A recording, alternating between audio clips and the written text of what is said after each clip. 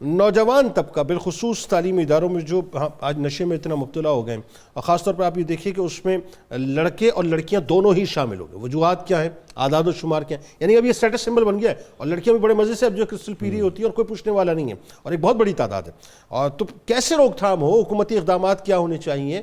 ہم تو صاحب بالکل سر دبائے بیٹھے ہیں مٹی کے اندر۔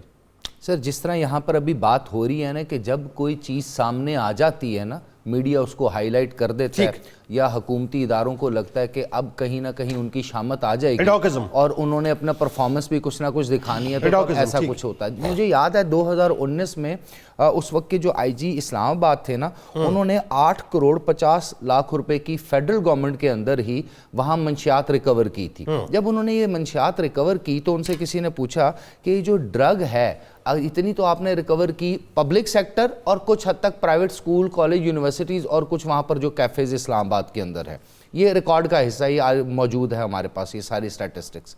تو ان سے پوچھا گیا کہ یہ آن این ایوریج کتنی بکتی ہوگی، تو انہوں نے کہا میرے اپنے ایسٹیمیٹ کے مطابق آلموسٹ $5 ملین کی پر منتھ پاکستان میں یہ بکتی ہے۔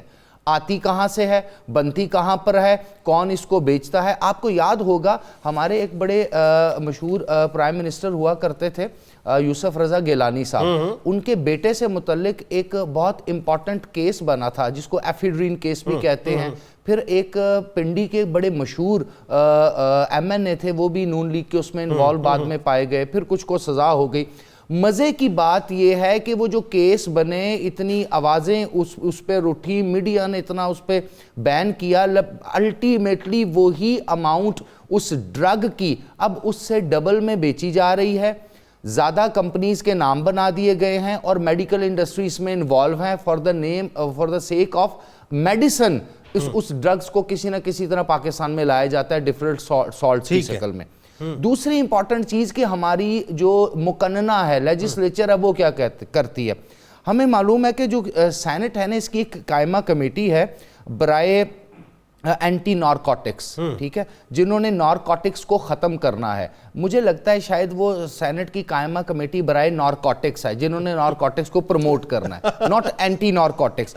اس کی وجہ کیا ہوئی کہ ان کے سامنے ایک رپورٹ پیش کی گئی کہ جو اے این ایف ہے، پاکستان کا ایک ادارہ ہے اینٹی نارکوٹکس فورس، اس نے کیا کام کرنا ہے؟ اس نے مین پاور بھرتی کرنی ہے، زیادہ لوگ بھرتی کرنے ہیں تاکہ وہ اینٹی نارکوٹکس کو ڈیل کرے، کیونکہ بارڈر کے اوپر بھی وہ کام کر رہے ہیں، ملک کے اندر بھی وہ کام کر رہے ہیں، اداروں، یونیورسٹیوں، باقی ہر جگہ بھی انہیں کام کرنا ہے۔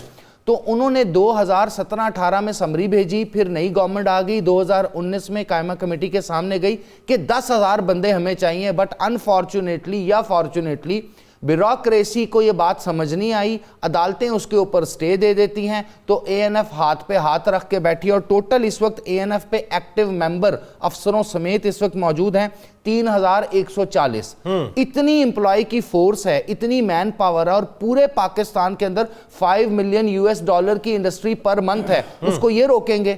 اس کا مطلب گورنمنٹ کی انٹینشن کیا ہے؟